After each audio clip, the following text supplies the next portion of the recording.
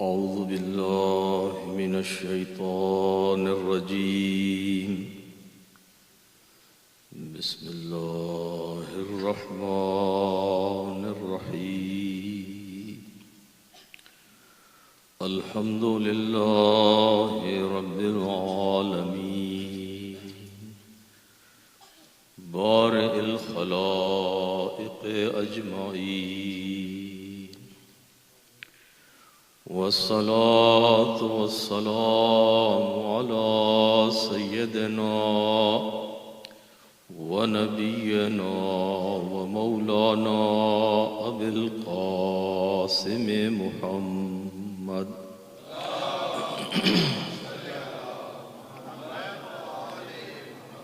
وعلى أهل بيته الطيبين الطاهرين المظلومين الذين أذهب الله عنهم الرجس وطهرهم تطهيرا.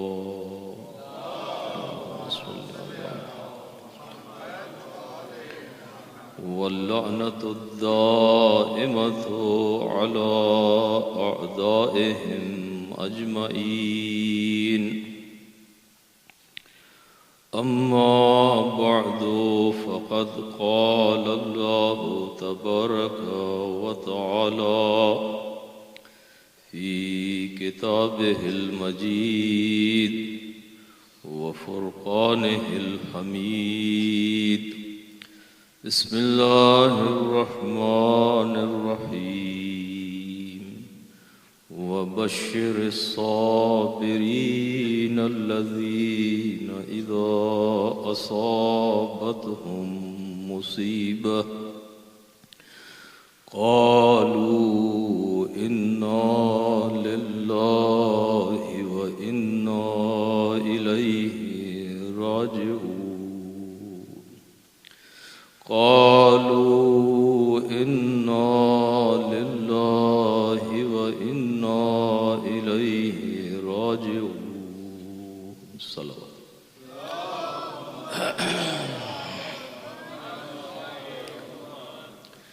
ارباب اعضاء، شام غریباں کی یہ مجلس ہے اور اصل میں یہ کوکھ جلی ماؤں، سہاگ لٹی بیواؤں اور یتیم بچیوں کے ساتھ ہمدردی کے اظہار کی ایک مختصر اور پہلی مجلس ہے۔ زمانے کا دستور ہے کہ اگر کسی کے ہاں کوئی قضیہ ہو جائے، کوئی موت فوت ہو جائے، کوئی حادثہ ہو جائے، کسی کے ہاں کوئی قتل ہو جائے، تو محلے کے لوگ، شہر کے لوگ، جاننے والے، آس پاس والے اکٹھا ہو کے سارے کے سارے وہ صاحب عزا کے پاس آ کے تعزیت پیش کرتے ہیں۔ یہ انوکھی داستان ہے تاریخ بشریت کی کہ دنیا والوں نے ہر کسی کے ساتھ ہمدردی بھی کی اور تعزیت بھی کی، لیکن خانوادہ رسالت کے ساتھ، آل محمد کے ساتھ، علی و بطول کی بیٹیوں کے ساتھ تعزیت کرنے کی بجائے ان کے آ کے دکھ میں اور اضافہ کیا گیا اور وہ ظلم ڈھائے گئے ان مظلوموں کے ساتھ کہ جن کا انسان تصور تک نہیں کر سکتا تھا۔ شام غریباں کی مجلس میں 2-3 ہی روایات پڑھی جاتی ہیں اور میں پڑھوں گا آپ کے سامنے، لیکن پہلے میں آپ کو تھوڑا سا متوجہ کرنا چاہتا ہوں کہ آپ جو رات کل گزر گئی ہے ذرا اس کا منظر اپنے ذہنوں میں مجسم کریں، اور صرف ایک دن گزرنے کے بعد آج کی رات کا جو منظر تھا کربلا میں، اس کو مجسم کریں۔ کل کی رات ہر بی بی اپنے وارث کے ساتھ بیٹھی ہوئی تھی، ہر بی بی اپنے وارث کے ساتھ بیٹھی ہوئی تھی۔ باپ کا سایہ سر پہ سلامت تھا، اگر کسی کا شوہر تھا تو وہ ساتھ موجود تھا، اگر کسی کا کوئی بھائی تھا تو وہ ساتھ میں موجود تھا، اگر کسی کے بیٹے تھے تو وہ اپنی ماں کے پاس موجود تھے۔ ابو الفضل العباس جیسا دلاور رات کو خیموں کا پہرا دے رہا تھا، انہی خیموں کا جن کا آج بطول کی بیٹی پہرا دے گی نا، آج کی رات کھڑے ہو کے فاطمہ کی بیٹی جب ان خیموں کا پہرا دے گی، یہ وہی خیمے ہیں جن کا پہرا کل تک عباس دیا کرتے تھے۔ اور ان خیموں کے اندر بیویاں اپنے وارثوں کے ساتھ، اپنے بچوں کے ساتھ بیٹھی تھیں۔ رات بھر خیموں میں عبادت ہوئی تھی، رات بھر خیموں میں عبادت ہوئی تھی۔ صبح کی اذان اکبر نے کہی تھی، پھر نماز ہوئی تھی، اور پھر چند گھنٹوں کے اندر اندر فاطمہ زہرا کا یہ گلستان، فاطمہ زہرا کا یہ ہرا بھرا باغ عزیزو چند گھنٹوں کے اندر تباہ و برباد ہو کے رہ گیا۔ خدا کسی بھرے ہوئے گھر کو اس طرح نہ اجڑتے تھے، دکھائے ہمیں کہ چند گھنٹوں کے اندر عزیزو ایک دو میتیں جب آ جاتی ہیں نا کسی گھر میں یا محلے میں، کوہرام مچ جاتا ہے۔ کئی دفعہ ایکسیڈنٹ ہوتے ہیں، کچھ اتفاقات ایسے ہوتے ہیں ہمارے گھروں میں، محلوں میں، شہروں میں، کہ اگر 5 7 8 10 میتیں اکٹھی کہیں آ جائیں تو وہ قیامت کا منظر پیدا ہو جاتا ہے۔ اور جس گھر میں 72 لاشیں پڑی ہوں، جس گھر میں 72 لاشیں پڑی ہوں اور اس میں 6 مہینے کا بچہ بھی ہو اور اس میں 70 سال کا بوڑھا بھی ہو، اپنے سینے میں برچھی کا پھل کھا کے ایک کڑیل جوان بھی پڑا ہو، اور عباس دلاور اپنے شانے کٹا کے فرات کے کنارے اکیلا پڑا ہوا ہو۔ وہ ہو کا عالم تھا، اور کس کا وقت جب ادھر شہادت ہوئی نا، اور ظلم کی ہولناک آندھی جب چل رہی تھی کربلا کے ریگستان میں، تو ام المومنین حضرت ام سلمہ روایت کرتی ہیں کہ میں مدینہ میں عصر کا وقت تھا اور میری تھوڑی دیر کے لیے آنکھ لگ گئی تھی، تھوڑی دیر کے لیے میں لیٹ گئی، اور خواب میں نے یکا یک پیغمبر اکرم کو دیکھا کہ پیغمبر اکرم کے سر پہ امامہ نہیں ہے، پیغمبر کے کندھوں پہ آبا نہیں ہے، پیغمبر نے جو کرتا پہنا ہوا ہے جا بجا اس پہ خون کے دھبے ہیں، وہ خون سے بھرا ہوا ہے، اور پیغمبر کے چہرے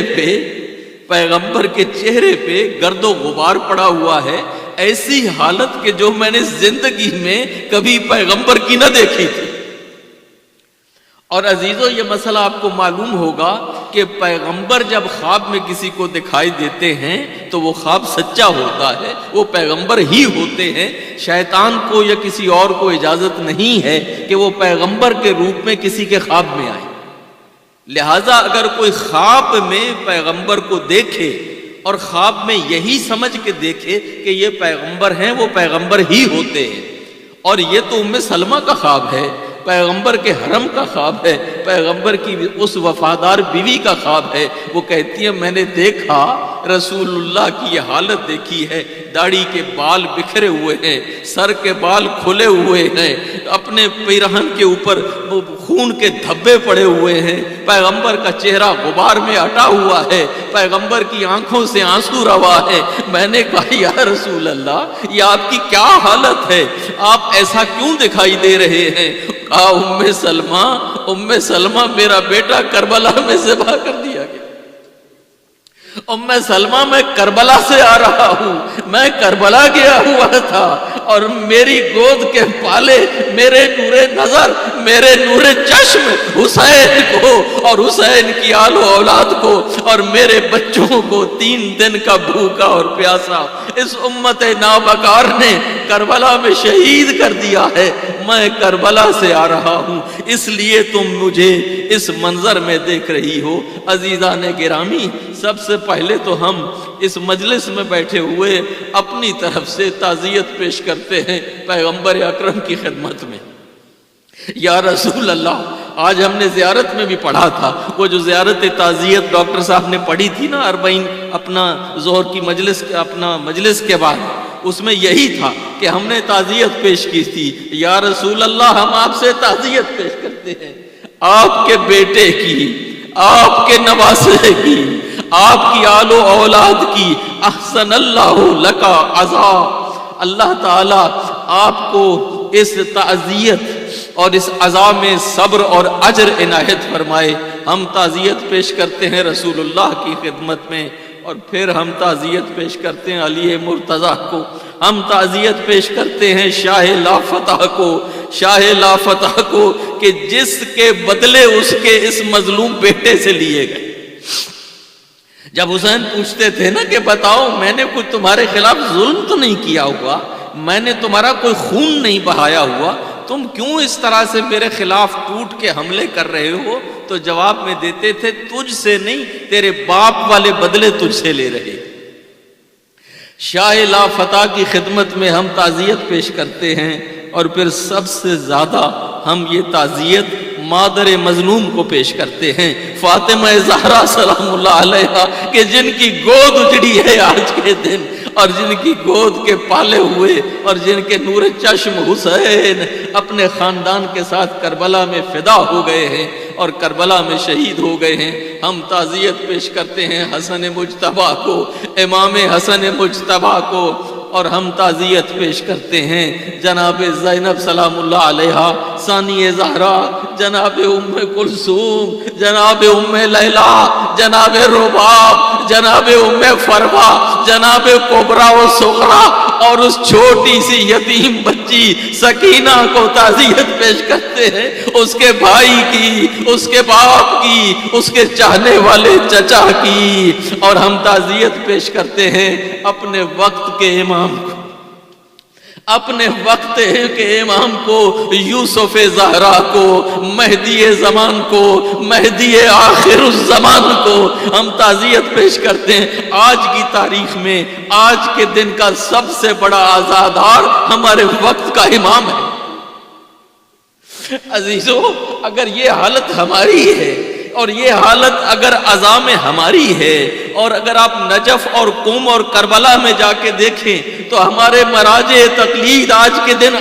عزادار ہیں۔ ہر مجتہد، ہر مرجع تقلید آج عزادار ہے۔ تو اگر مرجعیت عزادار ہے، اگر ولایت عزادار ہے، اگر حوزہ آج عزادار ہے، اگر علماء آج عزادار ہیں، تو عزیزو امام زمان جو سب کا وارث ہے، جو اس خون کا وارث ہے، جو اس خاندان کا وارث ہے، آج سب سے بڑا عزادار امام زمانہ ہے، اور ہم امام زمانہ کو تعزیت بھی پیش کرتے ہیں۔ اور عزیزو، خون شہداء دین کے تحفظ کے لیے ہم سے بھی جو بن پڑا، ہم ساری زندگی اپنے عقل کی بھی قربانی دیں گے، اپنی آل و اولاد کی قربانی دیں گے، مگر تمہارے علم کو کبھی نیچے نہیں آنے دیں گے۔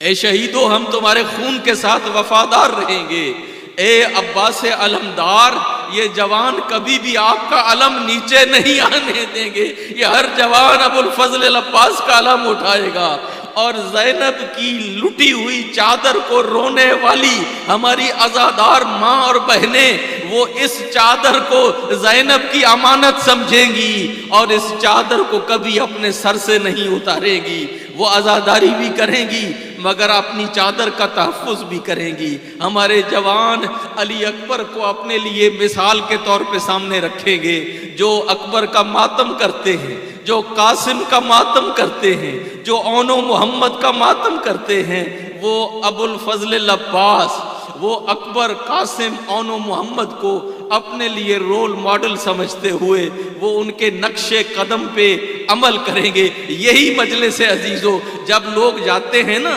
لیڈرز کے شہید، جب لیڈر شہید ہو جاتے ہیں تو پھر ان کے پیروکار آ کے ان کے خون کے ساتھ قسم کھاتے ہیں، ان کے خون کے ساتھ عہد کرتے ہیں کہ جس مقصد کے لیے تم نے جان قربان کی ہے، تم شہید ہو گئے، تم چلے گئے، مگر ہم اب اس مقصد اور مشن کو زندہ رکھیں گے اور اس کو پائے تکمیل تک پہنچائیں گے۔ آج عزیزو یہ عہد ہمیں کرنا ہے، یہ عہد ہمیں کرنا ہے حسین کے ساتھ، یہ عہد ہمیں کرنا ہے ابو الفضل العباس کے ساتھ، یہ عہد ہمیں کرنا ہے علی اکبر کے ساتھ، یہ عہد ہمیں کرنا ہے قاسم کے ساتھ، یہ عہد ہمیں کرنا ہے اون و محمد کے ساتھ، یہ عہد ہماری ماؤں کو بھی کرنا ہے، ہماری بہنوں کو بھی کرنا ہے، ہماری بیٹیوں کو بھی کرنا ہے، ہمارے بیٹوں کو بھی کرنا ہے، ہمارے بھائیوں کو بھی کرنا ہے۔ کربلا والوں کا خون، کربلا والوں کی قربانی، کربلا والوں کا خون ہم سے تقاضا کرتا ہے،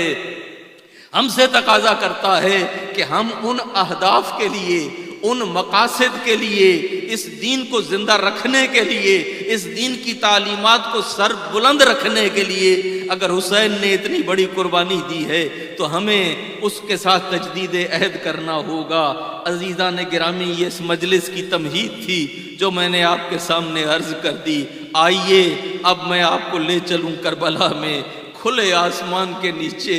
جلے ہوئے خیموں کے اوپر، اس کربلا کی ریتی پہ بیوائیں بیٹھی ہیں، یتیم بیٹیاں بیٹھی ہیں، سر سے سایہ وارث کا اٹھ چکا ہے، آسمان پہ تارے نظر آ چکے ہیں، اور اس فرش کے اوپر، وہ جو ریتی کا فرش ہے نا، اس کے اوپر، اور ابھی تک نہ بھوک ختم ہوئی ہے نہ پیاس ختم ہوئی ہے۔ اور جو بعض روایتوں میں ملتا بھی ہے کہ رات کو پانی، وہ دشمن نے جب دیکھا کہ رات کا وقت ہے تو حر کی بیوی کو کچھ پانی دے کے بھیجا بھی گیا تھا، مگر جن کے سارے پیاسے چلے گئے ہو، پانی آ بھی جائے تو ان میں سے کون وہ اس پانی کو پیے گا؟ عزیزو، اس پانی کو کیا رباب پی سکتی ہے کہ جس کا پیاسا علی اصغر چلا گیا ہو؟ کیا ام لیلا پانی کو منہ سے لگائے گی جس کا اکبر پیاسا چلا گیا ہو؟ کیا زینب اس پانی کو اپنے منہ سے لگائے گی جس کا بھائی حسین دنیا سے پیاسا چلا؟ اس عالم میں یہ بیویاں جو ہے اب کربلا میں موجود ہیں۔ روایت ہے کہ جب شام ہونے کا وقت آیا نا، ابھی شام سے ذرا پہلے حکم دے دیا عمر سعد نے اپنے سپاہیوں کو کہ جاؤ خیام حسینی کو تاراج کرو، خیام حسینی پہ حملہ کر دو، بیویوں اور بچوں کو چل کے لوٹو۔ عزیزو، یہ بات ذہن میں رکھو، یہ لوٹنے کا جو عرب میں رواج تھا نا، یہ اس لیے نہیں تھا کہ وہاں پر کوئی خزانے پڑے ہیں جو چل کے یہ لوٹنا چاہتے تھے، یا یہ کوئی اتنے غریب اور فقیر تھے کہ ان کو لوٹنے کی ضرورت تھی۔ یہ صرف توہین کرنے کے لیے، جب کسی کے ساتھ ان کو بغض ہوتا تھا، جب کسی کے ساتھ ان کو دشمنی اور اناد ہوتا تھا تو مردوں کو قتل کرتے تھے اور پھر خیموں کو چل کے لوٹتے تھے، لوٹ کے یہ ان کی توہین کرتے تھے، مقصد توہین ہوتا تھا۔ ایک مرتبہ خیموں کے اندر داخل ہو گئے، خیموں کے اندر جب داخل ہوئے، بیویاں کہتی ہیں کم از کم ہم نے یہ کبھی نہ سوچا تھا کہ حرم رسول کی اس طرح سے حرکت حرمت ہوگی کہ یہ ظالم ہمارے خیموں میں گھس آئیں گے۔ یہ خیموں میں آ گئے، گھوڑوں پہ سوار تھے،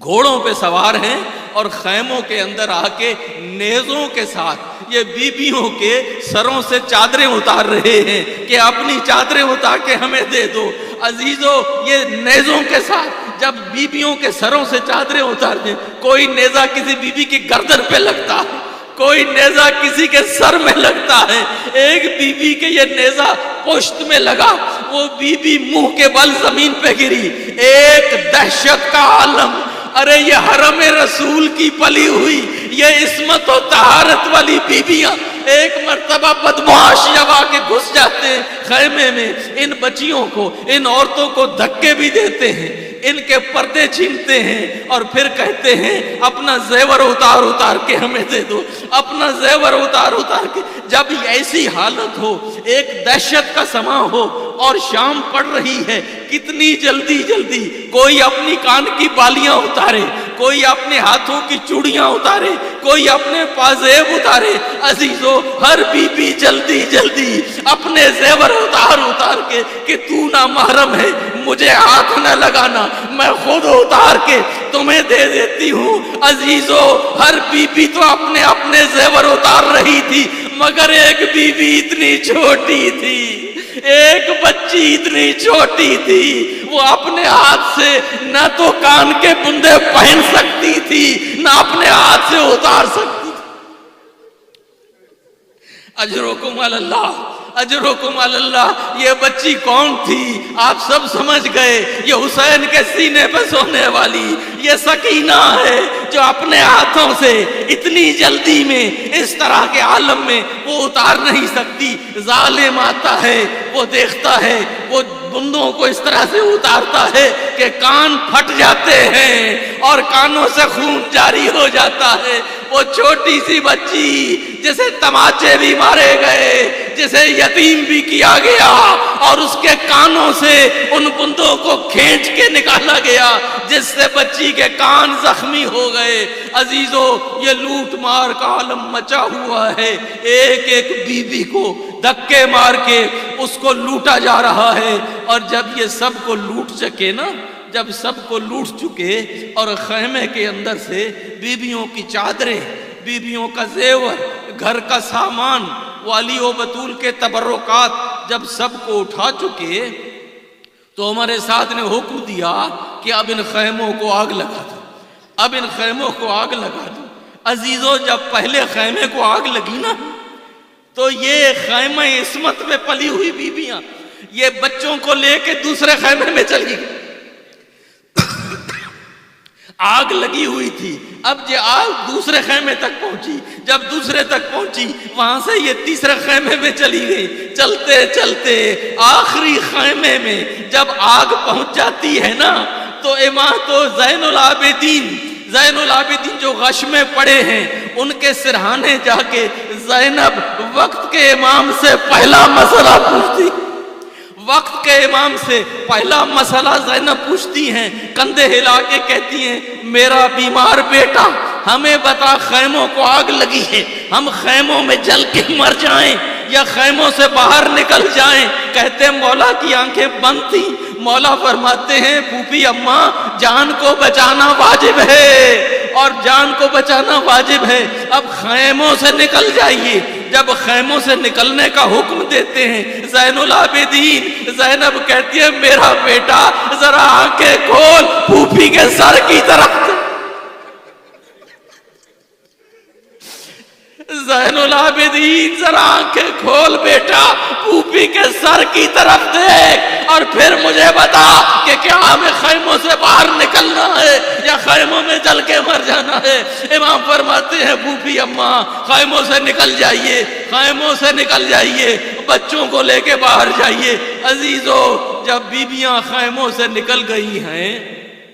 بچوں کو لے کے نکل گئی ہیں تو مقتل ہی کی ایک روایت ہے، خبر نگار ہے، غالباً حمید نام ہے اس کا، اور وہ دشمن کی فوج کا خبر نگار تھا۔ وہ یہ روایت کرتا ہے کہ جب آخری خیمے سے نکلی ہے نا بیویاں،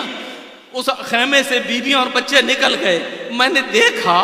ایک ضعیف عورت ہے، وہ بار بار اسی جلتے ہوئے خیمے میں جاتی ہے اور پھر جلدی سے باہر نکل آتی ہے، پھر پلٹ کے اسی جلتے ہوئے خیمے میں جاتی ہے۔ میں سمجھا کوئی بڑی قیمتی چیز ہے جو اس ضعیفہ کی اس خیمے میں رہ گئی ہے، یہ اس کو نکالنے کے لیے جاتی ہے مگر آگ کی حرارت کی وجہ سے پھر باہر نکل آتی ہے۔ کہتا میں دیکھتا رہا، مجھے تجسس ہوا کہ یہ بیوی کیا نکالتی ہے۔ تھوڑی دیر کے بعد میں نے دیکھا ایک ضعیفہ ہے، کمر جھکی ہوئی ہے، ایک جوان کو اپنی پشت پہ لاد کے اس طرح سے خیمے سے نکل رہی ہے کہ بیمار کے پاؤں زمین پہ خط کھینچتے آ رہے تھے۔ میں نے سوال کیا یہ بی بی کون ہے، یہ بیمار کون ہے؟ مجھے بتایا گیا ضعیفہ زینب ہے، علی کی بیٹی ہے، حسین کی بہن ہے، پھوپھی ہے، اور جس کو اپنے کندھے پہ اپنی پشت پہ لاد کے نکال رہی ہے وہ بیمار بھتیجا ہے، وقت کا امام ہے،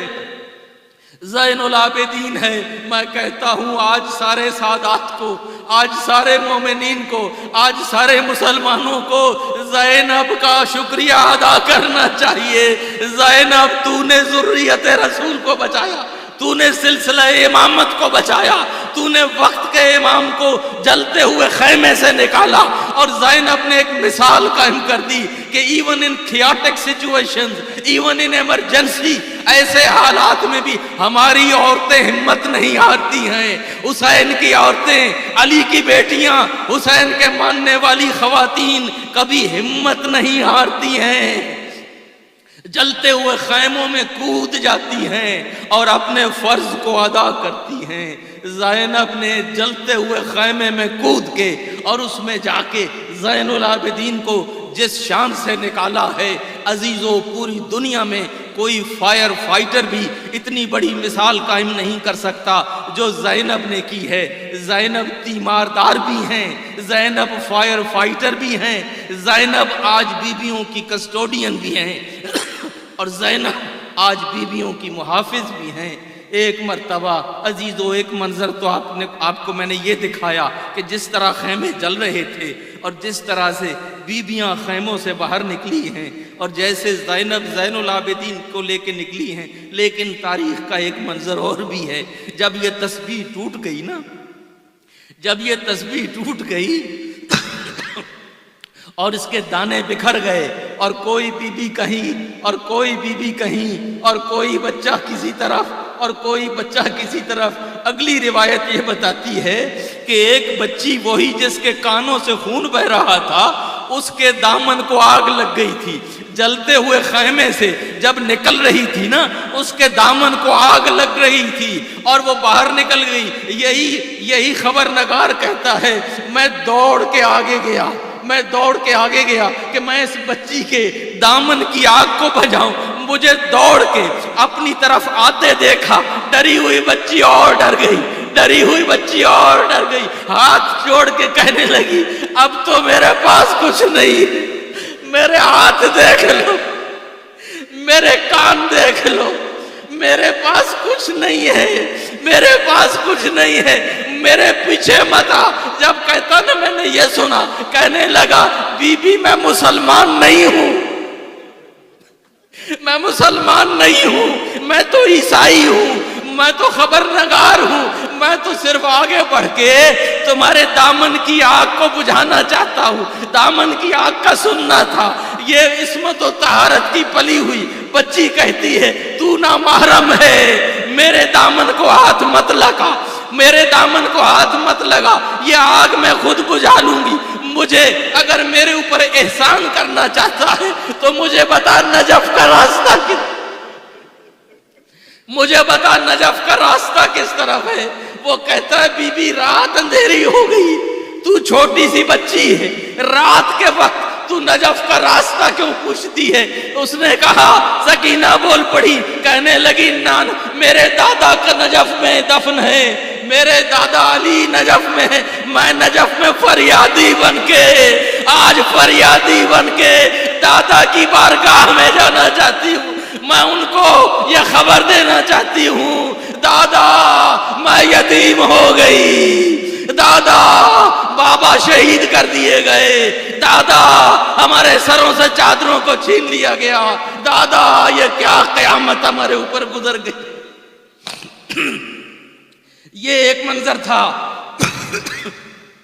جو آپ کو دکھانا مقصود تھا شام غریبہ کے اندر کہ سکینہ جو ہے وہ کس عالم میں ہے۔ اور پھر اس کے بعد عزیزو یہ صرف سکینہ تو ادھر سے جدا ہو گئی تھی، کچھ بچے اور بھی جدا ہوئے ہیں، کچھ بچے اور بھی ادھر ادھر رات کو بکھر گئے تھے۔ جب یہ جلتے ہوئے خیموں سے بیویاں نکل گئیں نا اور کھلے آسمان کے نیچے جا کے بیٹھ گئی ہیں۔ اب جب بیٹھ گئی ہیں تو اب ہوش میں آئی کہ دیکھو کون کہاں ہے، کون ہے اور کون نہیں ہے۔ ایک ایک بچے کو گنا گیا، ایک ایک بچے کو دیکھا گیا، تو اچانک زینب محسوس کرتی ہیں کہ جس کی سب سے زیادہ وصیت کر کے اور جس کا سب سے زیادہ تاکید کر کے حسین گئے تھے وہی غائب ہے، وہی بچی نہیں ہے موجود۔ سب ہیں، سکینہ نہیں ہے، سب موجود ہیں مگر سکینہ نہیں ہے۔ تاریک رات میں سکینہ کہاں چلی گئی؟ دونوں بہنیں زینب اور کلثوم اٹھتی ہیں، کہتی ہیں آؤ بہن سکینہ کو تلاش کریں، آؤ سکینہ کو تلاش کریں۔ زینب اٹھتی ہیں، ام کلثوم ساتھ ہیں، چلتی ہیں، کبھی دائیں جاتی ہیں کبھی بائیں جاتی ہیں، آواز دے کے کہتی ہیں ہماری اچھی سکینہ اور ہماری چھوٹی سکینہ، ہماری اچھی سکینہ، بیٹے کہاں ہو؟ ہمیں آواز دو تاکہ آ کے ہم تمہیں اپنے ساتھ ملائیں۔ یہ چلتے چلتے آ رہی تھی۔ ایک مرتبہ ام کلثوم کہتی ہیں بہن زینب مجھے لگتا ہے وہاں نیچے مقتل سے کسی بچے کی باتوں کی آواز آ رہی ہے، کوئی بچہ رو رہا ہے اور باتیں بھی کر رہا ہے۔ بہن زینب کہیں مقتل میں نہ چلی گئی ہو۔ ایک مرتبہ زینب اور کلثوم آتی ہیں جہاں لاشیں پڑی ہوئی، جہاں ساری لاشیں پڑی ہیں، ان لاشوں کے اندر آ کے دیکھتی ہیں سکینہ رو بھی رہی ہیں، ایک لاشیں سے لپٹی ہوئی ہیں، آواز دے کے اپنے سارے درد، اپنی ساری مصیبت بیٹی اپنے باپ سے بیان کر رہی ہے۔ بابا آپ چلے گئے، بابا خیموں میں قیامت آ گئی، بابا ہمارے اوپر کیا گزری۔ جب یہ دیکھا زینب آگے بڑھی، کہتی ہے سکینہ بیٹے آؤ ہمارے پاس آؤ، ہم تمہیں ساتھ لے کے چلے۔ سکینہ کو اٹھایا، ایک دل خراش سوال کیا زینب نے سکینہ سے اور کہا سکینہ بیٹے تم اس لاش کے ساتھ لپٹ کے یوں باتیں کر رہی تھی جیسے اپنے باپ سے کر رہی ہو۔ سکینہ بیٹے لاش پہچانی جاتی ہے یا تو سر کے ساتھ یا اپنے لباس کے ساتھ۔ تمہارے بابا کا نہ یہاں سر ہے، نہ دشمنوں نے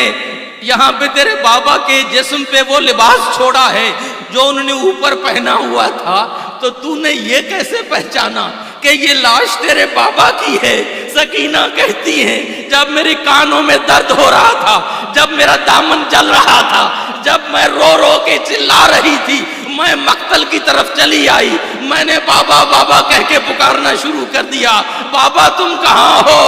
بابا میں تم تک کیسے پہنچوں؟ اسی لاش کے کٹے ہوئے گلے سے آواز آئی بنیا الیہ، او میری بیٹی تیرا باپ یہاں پڑا ہے، آ میری گود میں چلی آ، انا للہ و انا الیہ راجعون۔ سلام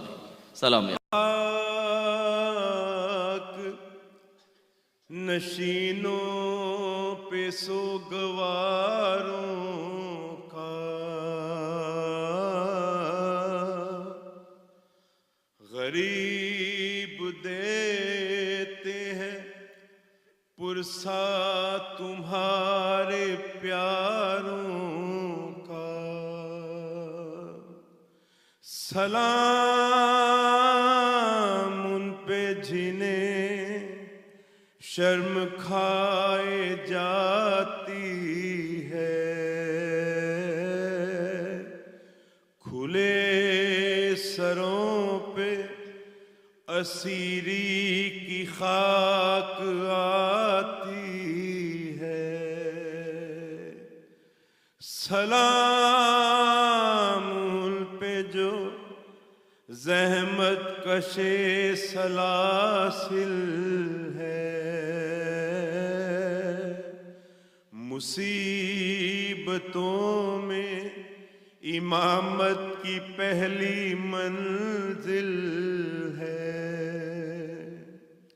سلام بھیجتے ہیں اپنی شاہزادی پر کہ جس کو سونپ گئے مرتے وقت گھر سرور، مسافرت نے جسے بے بسی ہے دکھلائی،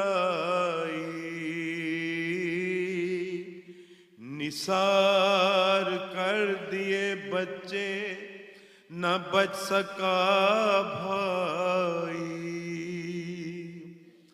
اسیر ہو کے جسے شامیوں کے نرغے میں حسینیت ہے سکھانا علی کے لہجے میں، سکینہ بی بی تمہارے غلام حاضر ہے، بجھے